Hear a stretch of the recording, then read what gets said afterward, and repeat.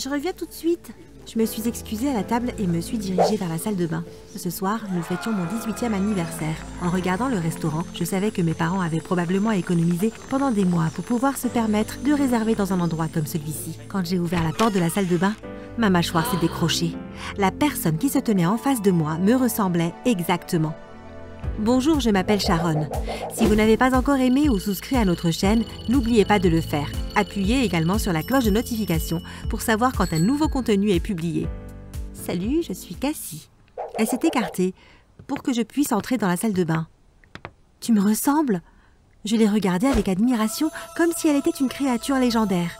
Je sais bien, nous nous ressemblons vraiment. Tu sais qu'on dit que tout le monde a un sosie. J'ai hoché la tête et souri en hésitant. J'ai entendu quelque chose comme ça. Je suppose que nous sommes les chanceuses qui se sont trouvées l'une l'autre. Cassie a souri. Je sais que c'est étrange de demander ça, mais est-ce que tu penses qu'on pourrait échanger nos numéros? Je n'arrive pas à croire à quel point nous nous ressemblons. J'ai souri. Bien sûr, pourquoi pas? Peut-être que nous avons plus en commun que nous le pensons. J'ai tendu mon téléphone à Cassie pour qu'elle tape son numéro et elle m'a tendu le sien.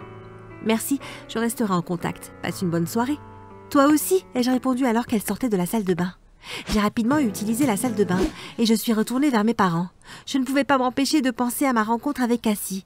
Comme c'était bizarre, je me suis aussi demandé si mes parents me cachaient quelque chose que je devrais savoir. Un après-midi, alors que je terminais des travaux pour mon professeur, mon téléphone a sonné. C'était Cassie. Salut Cassie, comment ça se passe? Les choses se sont bien passées. J'ai voulu t'appeler tant de fois, mais je ne savais pas quoi dire. J'ai ri. J'ai été confrontée à la même chose, mais je suis heureuse que tu aies fait le premier pas.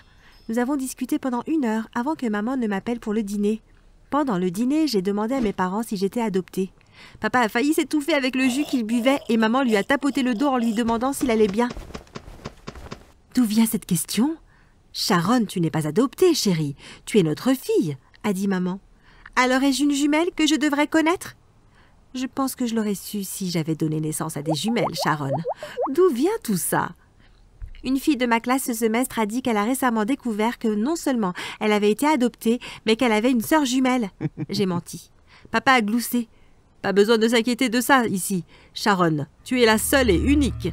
Les jours qui ont suivi, Cassie et moi avons parlé tous les jours. Je n'avais toujours pas parlé de Cassie à mes parents. Je savais qu'ils n'approuvaient pas que je donne mon numéro à une étrangère. Cassie et moi venions de mondes totalement différents. Elle était riche et était la prochaine à reprendre l'entreprise de son père, alors que ma famille arrivait à peine à joindre les deux bouts. Cassie ne voulait pas reprendre l'entreprise de son père. Elle voulait être une artiste. J'aimerais juste que mon père puisse voir à quel point je déteste travailler dans cette entreprise. C'est tellement rigide et formel. Si je ne m'en sors pas, je pense que je vais perdre la tête. J'aimerais qu'il me permette de devenir l'artiste que je veux être. Son père avait sa propre entreprise de meubles, où il importait les types de meubles les plus uniques du monde entier. Tu as tellement de chance. Je veux dire, ce type de meuble est un type d'art. J'adore la décoration intérieure. J'aimerais pouvoir passer une seule journée dans cette entreprise. Je suis sûre que je pourrais obtenir quelques boulots éventuellement pour décorer. On peut peut-être s'arranger, a dit Cassie pensivement au téléphone. Qu'est-ce que tu veux dire? J'étais totalement intriguée. Et si tu échangeais ta place avec moi quelques heures au bureau de mon père? Ne t'inquiète pas pour les vêtements et les chaussures. Je te fournirai tout ce dont tu as besoin pour le faire. Mais si ton père le découvre, ne serait-il pas bouleversé? C'est pourquoi nous devons nous assurer qu'il ne le fait pas. Je te préparerai à tout ce qui se passe au bureau. Qu'en dis-tu? Est-ce un travail rémunéré? Bien sûr qu'il l'est. Super, alors ok. Le lendemain, j'ai dit à mes parents que j'avais trouvé un emploi à temps partiel et que ça ne serait que quelques heures par jour. Je me suis sentie un peu coupable de ne pas dire toute la vérité à mes parents, mais je savais que si je leur disais comment j'avais vraiment obtenu le poste, ils voudraient rencontrer Cassie et tout démonter, comme le font habituellement les parents. Le premier jour de travail, j'ai rencontré Cassie dans un petit restaurant au coin de la rue où se trouve l'entreprise de son père. On est allé aux toilettes et elle m'a donné le sac. Je suis entrée dans l'une des cabines et me suis rapidement changée. Quand je suis sortie, Cassie m'a coiffée et maquillée comme elle. Nous avons rapidement passé en revue les photos des personnes qui travaillaient dans l'entreprise. Après quelques minutes, elle m'a regardée. « Tu es prête ?» J'ai hoché la tête et nous sommes sortis ensemble de la salle de bain. En entrant dans le bâtiment, j'ai salué tout le monde exactement comme Cassie me l'a appris, même son père. Je suis entrée dans le personnage assez facilement. Même si j'ai dû me rappeler sans cesse que je devais répondre au nom de Cassie et non de Sharon. Pendant la pause déjeuner, j'avais besoin d'utiliser les toilettes quand Cassie est entrée. Que fais-tu ici? Je croyais qu'on devait se retrouver au restaurant. Ai-je laissé échapper? J'étais trop excitée, je voulais savoir comment tu allais. Avant que je puisse répondre, la porte s'est ouverte et Cassie m'a poussée dans la cabine la plus proche. J'ai fermé la porte rapidement. Bonjour Cassie, justement, la personne que je voulais voir. Une voix féminine s'est fait entendre. Monsieur Taylor veut savoir si tu as déjà pris contact avec les parents. Cassie a murmuré à la femme sa réponse. J'ai entendu la porte de la salle de bain s'ouvrir et se fermer. La voie est libre, tu peux sortir maintenant. Je suis sortie de la cabine. Je pense que je vais prendre le relais. Tu peux te changer et je te raccompagne. Après environ 2 semaines et après avoir passé toute la journée dans l'entreprise, Cassie a eu une idée. Et si je passais quelques heures avec ta famille? Mon cœur s'est effondré. Est-ce que je veux vraiment de Cassie dans ma maison? Je veux dire, une entreprise est une chose, mais ma maison? Tu es sûre? Je t'ai donné l'opportunité de travailler dans l'entreprise de tes rêves. Allez, tout va bien se passer. On peut commencer par quelques heures. Après avoir été convaincue, j'ai suivi le plan de Cassie. Je pense qu'il serait un peu difficile de tromper mes parents, donc nous devons nous assurer que tu n'oublies rien. On a fait ça dans les 2 sens, en échangeant pendant environ 3 mois, et c'était génial. Un soir, alors que je discutais avec Cassie au téléphone, elle m'a proposé un marché qui m'a époustouflée. Et si on échangeait nos vies pour de vrai? Je suis prête à te payer $1 million pour ton identité. Je suis fatiguée de vivre dans l'ombre de mon père. Mais si on fait ça, ça doit être notre petit secret. Tu ne peux le dire à personne, même pas à tes parents. Elle a accepté de me laisser du temps pour y réfléchir.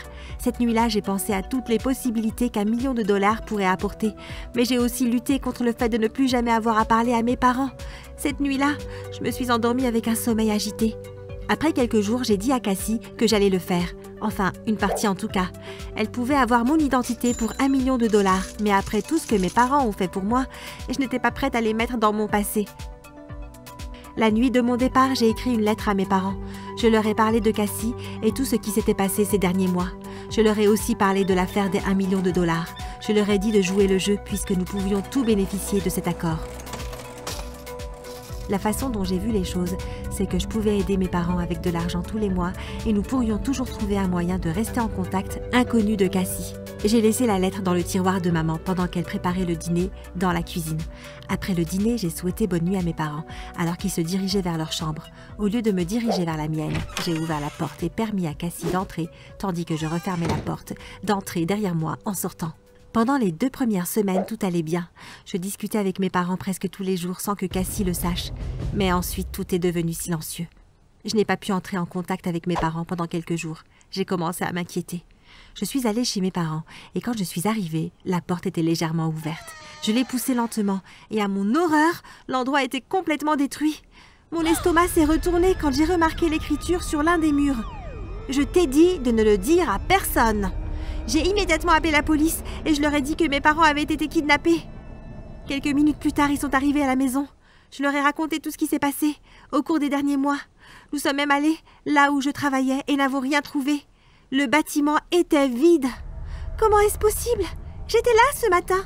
J'ai regardé autour de moi avec étonnement. Madame, il se pourrait qu'ils aient quelqu'un qui vous suive et maintenant que vous êtes venue chez vos parents, ils sont partis.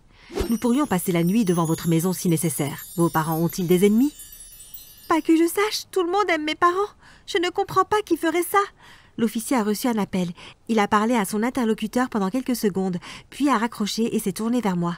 On a envoyé les empreintes et je pense qu'on devrait continuer ça à la station. J'ai hoché la tête, j'ai sauté dans ma voiture et j'ai suivi les officiers jusqu'au poste. Lorsque je suis entrée dans le poste, les officiers m'ont appelée dans une pièce. Je me suis assise et j'ai attendu.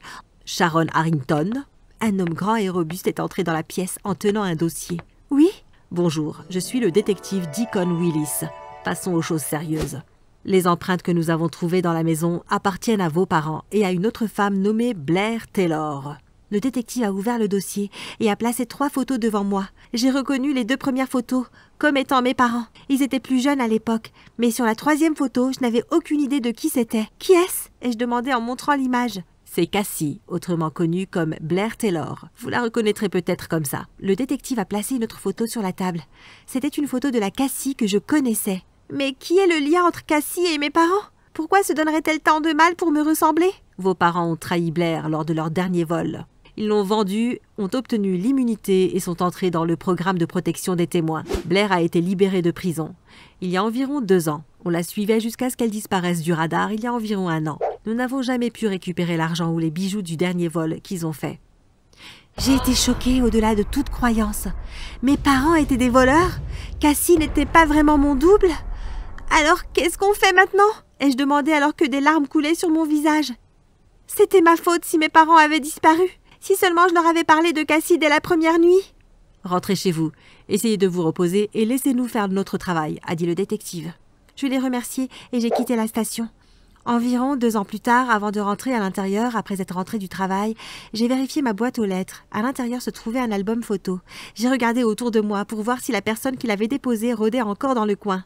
J'ai porté l'album à l'intérieur et l'ai ouvert. Il y avait une photo de mes parents et moi, et une lettre.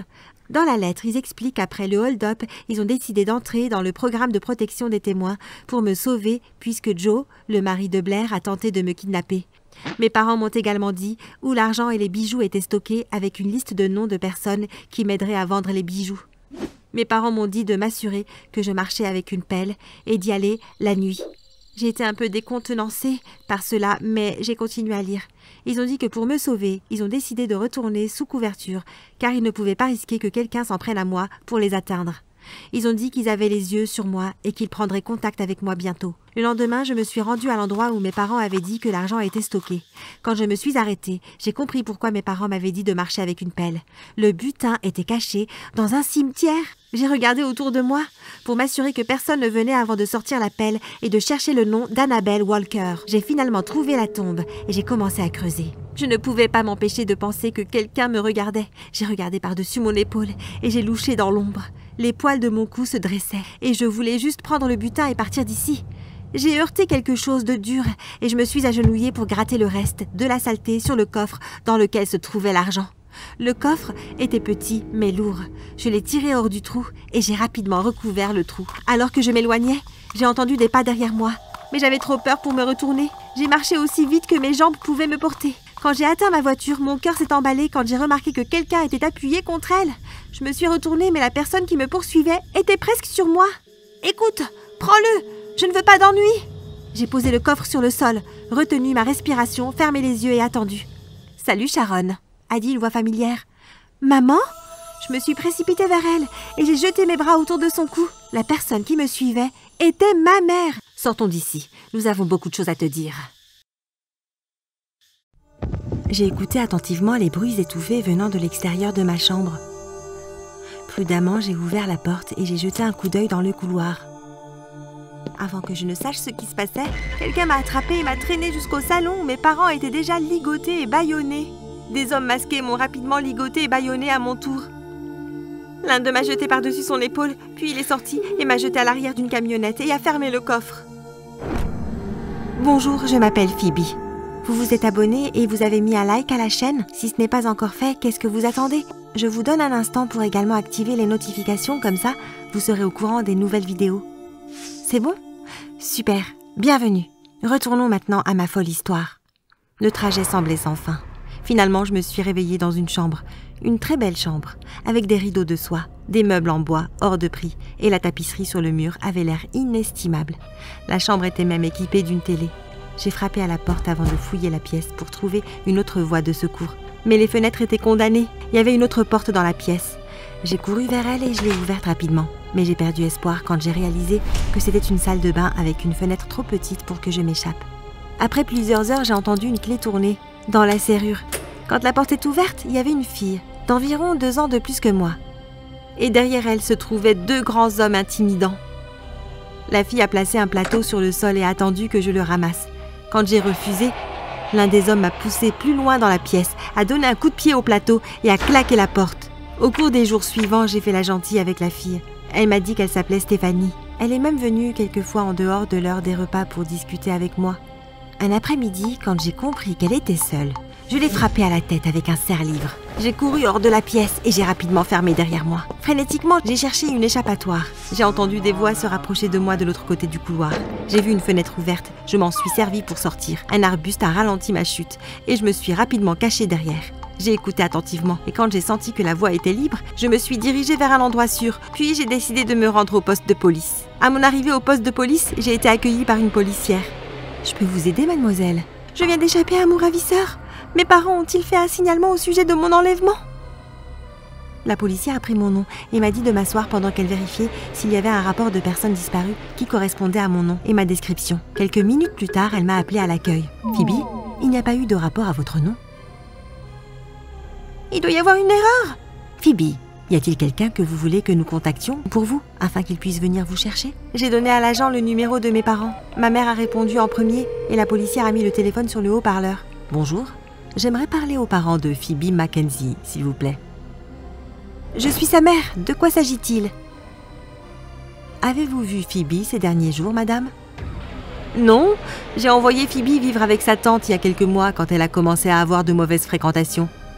Son père et moi pensons qu'un dépaysement lui ferait du bien. » La policière a remercié ma mère, a raccroché et s'est tournée vers moi. « Phoebe, voulez-vous que j'appelle votre tante ?»« Non, merci.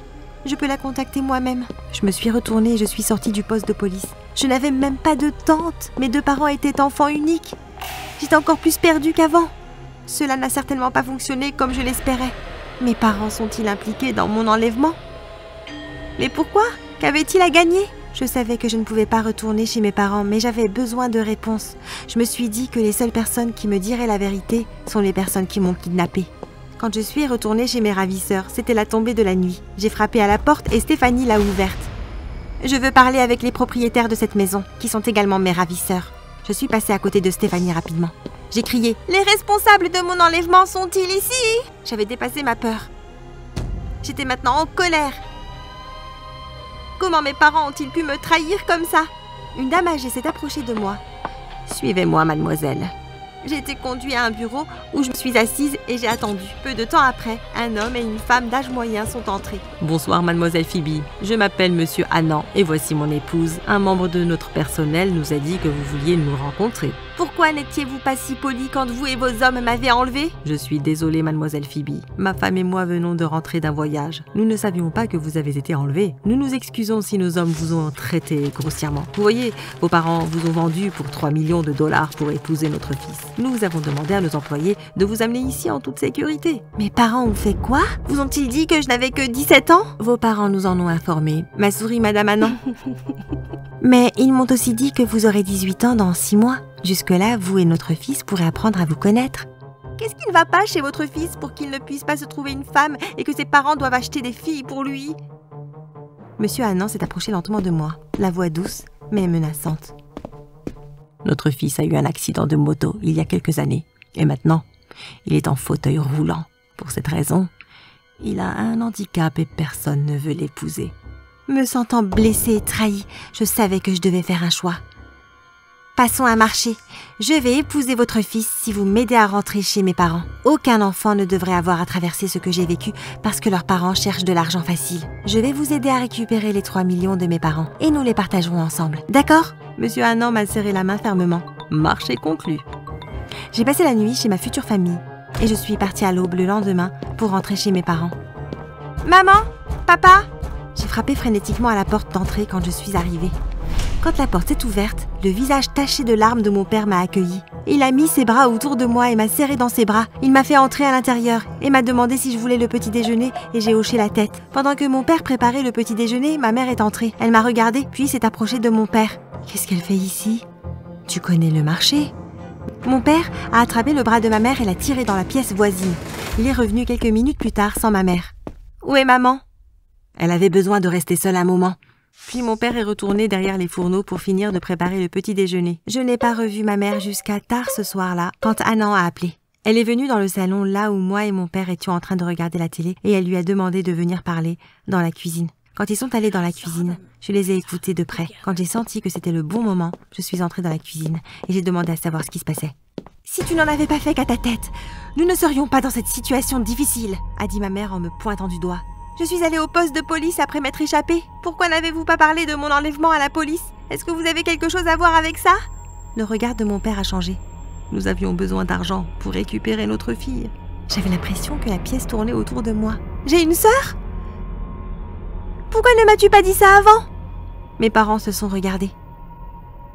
Nous t'avons adopté quand notre Anita nous a été enlevée. » J'ai senti mes genoux me lâcher et je me suis écroulée au sol avec la main sur mon visage alors que j'éclatais en sanglots. Mes parents ne voulaient plus de moi parce qu'ils ont retrouvé leur fille.